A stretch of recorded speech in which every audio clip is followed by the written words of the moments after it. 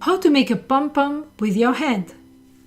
Take a ball of yarn and wrap the yarn around one of your hands.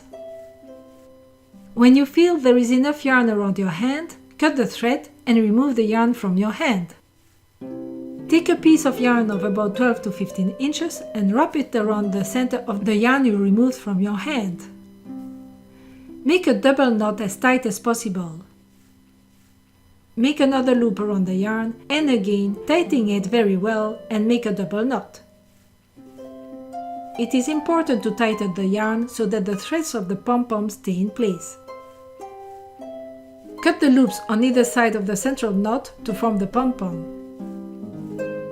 If necessary, trim the yarn threads to obtain a pretty pom-pom.